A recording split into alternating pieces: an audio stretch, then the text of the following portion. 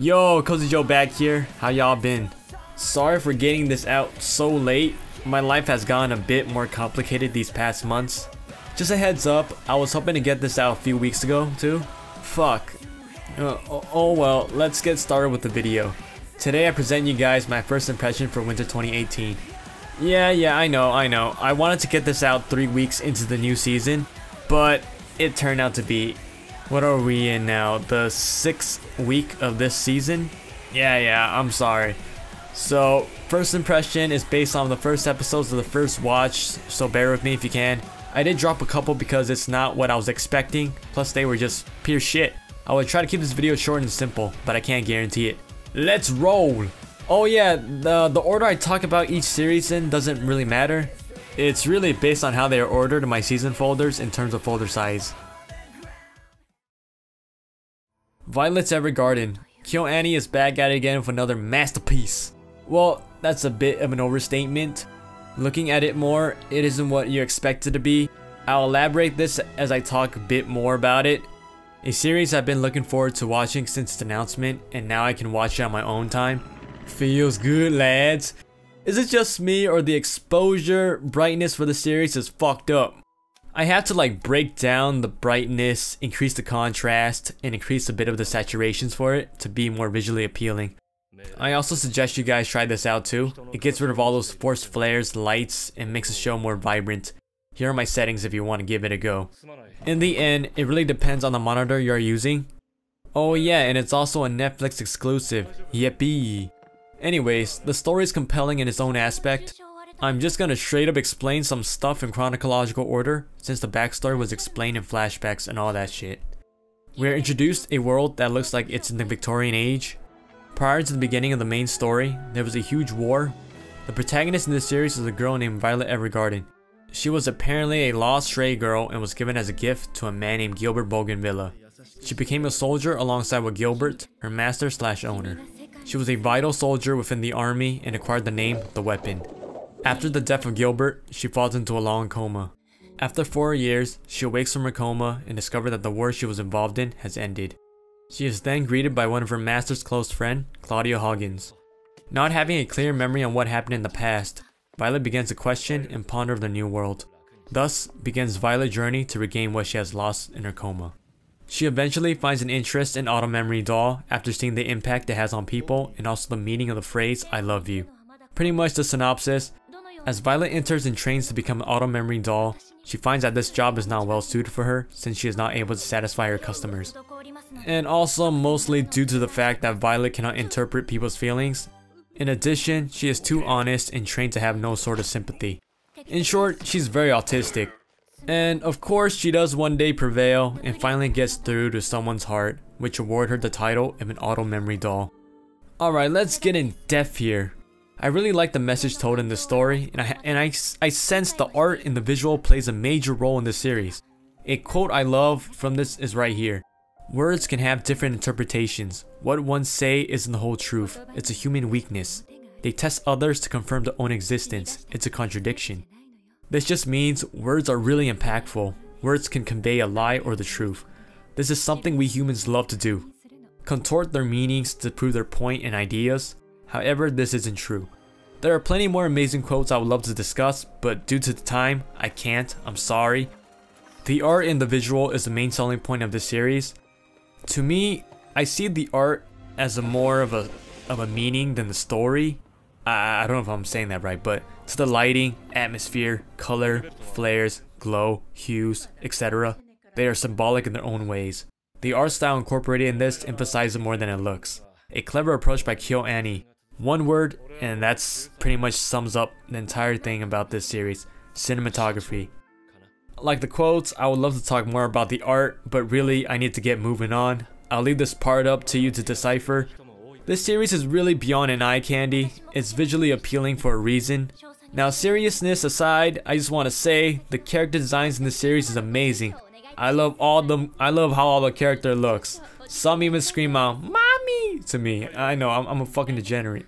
Just look at this! And this! And damn! Mommy! Mommy!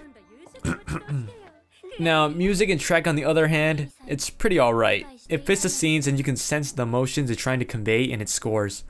All in all, a marvelous show that some might consider it overrated because it's by KyoAni and it's eye candy for its visuals. I beg to differ. This show has more to offer if you can dig deep in trying to analyze the scenes and the art.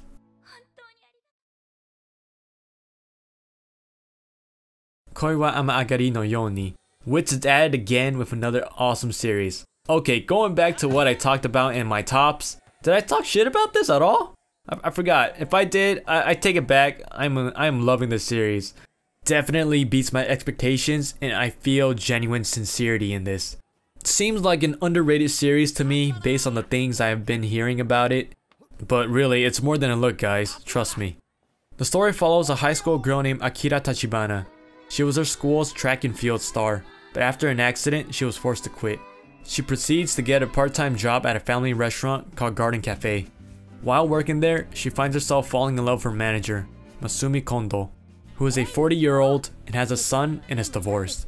Even with these warning signs, Akira still finds love interest in her manager. As each episode progresses, we follow Akira and unearth what kind of character she is. Looking back, I mentioned in my top about the whole age gap controversy and how it's not okay in reality. But in this series, it's acceptable. I did say I will watch this with an open mind. I approve the relationship between Akira and Masumi. As you watch the series, you will begin to feel connections between the two characters. I also want to applaud the director for creating a relationship between the characters and the audience. I know this will be a beautiful love story. I just know it. Please don't be like Garden Words. Please don't be like Garden Words. Another feature I love about this is the sense of realism. The characters actually feel real and the facial expression is somewhat to be pointed out. It's easy to feel and read what is going on in their minds. As in other words, it's really open to interpretation. The characters are all likable too. Everyone is just so friendly, innocent, and welcoming. They really make the restaurant look like a total utopia for restaurant workers. So far, my favorite character is no doubt our protagonist Akira. I don't know, she gives off that charming aura through her actions and just the way she looks. She's quite quirky too. Kobe! I think I fall in love. I mean, nah, she's pretty mediocre. She's so plain, dull, boring. Who would want her anyways? I don't mean that, Akira. Please forgive me. Don't tell my waifus. I actually prefer you over them. Help me! I also began to like the manager too, Masumi Kondo. I can relate to him since we both kind of share some qualities. He has a calm demeanor, is caring, kind of shy, humble, and coy. Yup, that's pretty much me. Let's see if I can keep this quality till I reach his age. Anyways, everything about this is just pure innocence, and it's heartwarming and melancholic. Things are consistent too, which is what I like to see. I would like to add that development and audience engagement is demonstrated in the show. That's amazing. Now art, shit boy! I'm gonna say this straight up and I don't give a fuck. I believe the art here is equivalent to Violet Evergarden. I ain't joking. The art presented in this is high quality in my books. The lights, color, character designs, shine, glow, detail, reflection, etc. Absolutely gorgeous. It's not too try-hard too. It's almost near perfection, you know? You feel me? I think I enjoy the series more than Violet Evergarden. Well, we'll see. The story just feels more extravagant and more relaxing than Violet. It's easier to comprehend and understand. I would like to note that they kept the art style as the same as the manga. It incorporates the source material, but alter it till it's more modernized. I just love it when the studio do this. It just shows that they have respect for the original art. Props to it on this. Music is alright. The ending is sung by Aimer too. Another one of my favorite singers, but sad to say, I don't feel it in this song. Sorry, Aimer. To summarize, I love the series, and I feel it's being overlooked within the anime community. A beautiful, heartwarming, romantic story that everyone would enjoy. I ship Akira and Matsumi.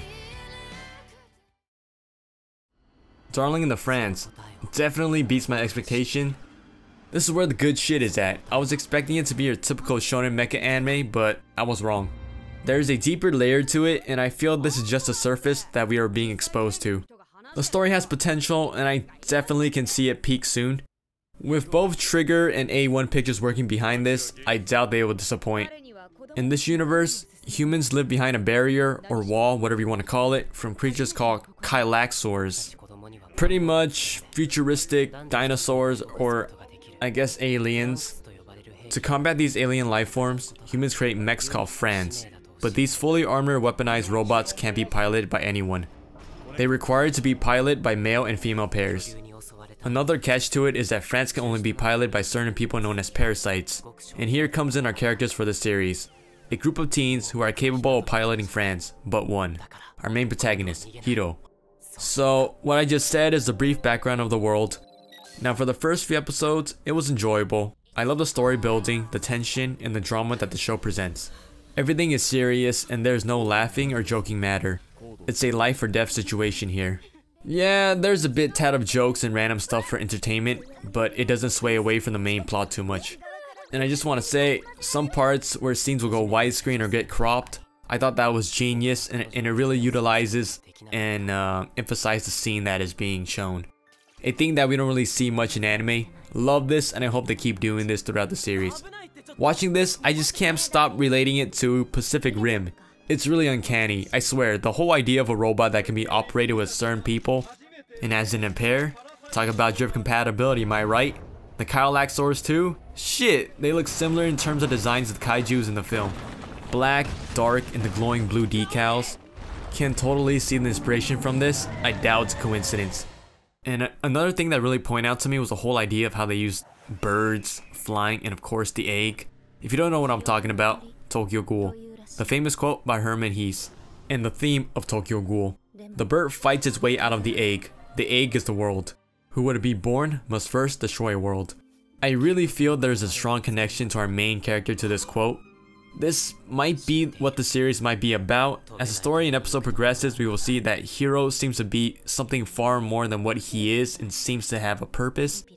And another comparison that keeps popping up in my head is, of course, no doubt, Evangelion. Like, come on, teenager pilots, a character somewhat similar to Shinji, but actually gets in the robot. A character kind of similar to Asuka, 02. Definitely not a coincidence. Aliens can somewhat reflect the angels as a second thought. Meh, it's just a typical anime trope, I guess. Aliens, lamau. Now characters, holy shit.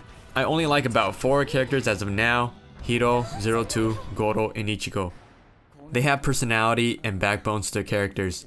The rest are just arrogant, obnoxious faggots. Well, only 2 of them, Kuromi and Mitsuru.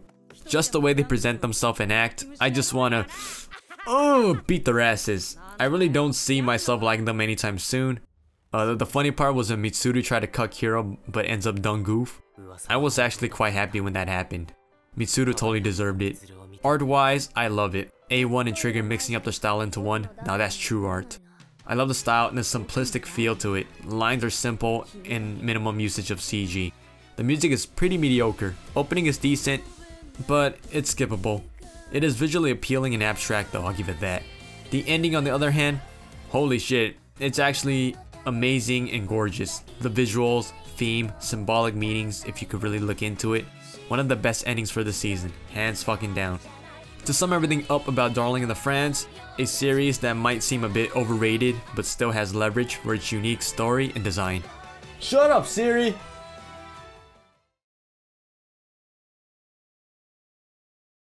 Devilman Crybaby. I don't know where to start with this, and I don't know what to say. Masterpiece, baby! Another misconception, just like Violet Evergarden. A series that brings in something fresh into the world and brings us back to the good old days.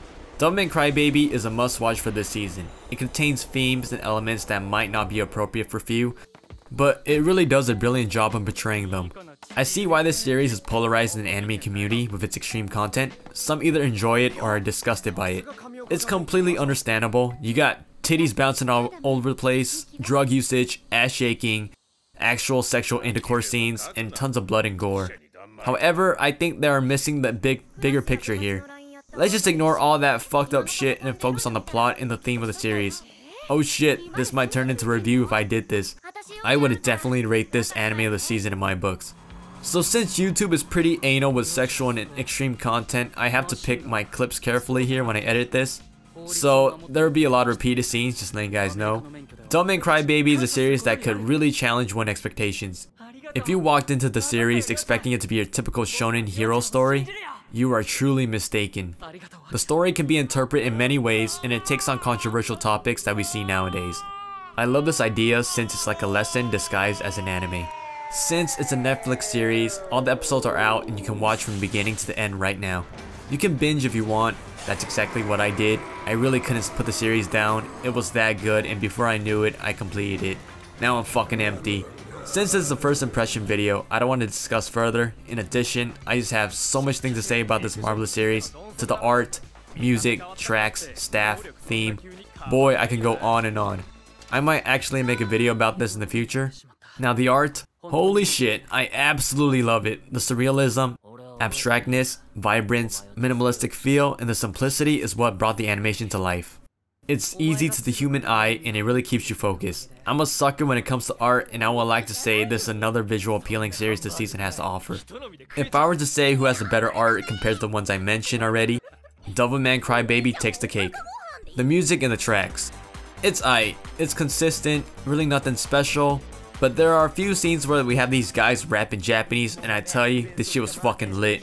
I love rap, and I listened to plenty of them growing up. Nowadays, rap is just pure shit. The game is done, no creativity or lyrical meanings. Just pure, yeah, trick, scrap, pop, or just hazy ass tone like, Lil Wayne, baby. It's like, percolate, what the fuck are you saying? I can't comprehend or understand what some rappers are saying nowadays. We need some OGs back into the game, you feel me? I know like a couple of Japanese rappers, Ko for example, since he's my favorite. The rap we hear in DEVILMAN CRYBABY is somewhat similar to what we would hear from Ko's verse. It has strong messages and tells us the story of their lives and how society is all fucked up and why lives suck ass pretty much. This is where the real shit is at. It's straight up fire each verses. I bopped my head and moved a bit to the beat since the flow was that good. I will discuss more about the series in a future video. In conclusion, this is a must watch on everyone's list. For some, it might open their eyes more to the world of anime and possibly appreciate the finer things in life. Just saying. I feel like I've been talking way more than I expected. Due to this, I will talk about only one more series and it will be brief and short. There is still plenty of series left I want to mention and discuss, but I just can't do so because of time. Sorry if you want to hear the rest of my thoughts on them. I'll make sure to improve my format in the future first impressions. Fate Extra Last Encore. Another Fate adaptation this season. Fuck yeah! This has been an adaptation I've been waiting for years, but unfortunately it's not what I was expecting. I played the game Fate Extra and I know the story quite well. As I began to watch this, I was kinda lost and confused. It was nothing like the game. In a way, it felt like an alternative story of the game. So far, I think only 3 episodes are out right now because it aired really late. I don't know why. Plus, it's kind of hard to find the subtitles for the series. And I think Netflix has their hands on this. I'm not sure. But fucking Netflix with them exclusives. After watching the first episode, I consulted some of my friends who have played the game themselves, watched it, and then they were just as lost as I was in terms of story. In the end, we drew the conclusion that our protagonist in this is technically a new game plus since he somewhat remembers the past or some shit. So this is all fresh and new to me in terms of story and plot. The concepts and the whole idea on the other hand, they aren't different. Now I'm curious in how this will turn out since it's now an original. Nasu pretty much rewrote the entire story.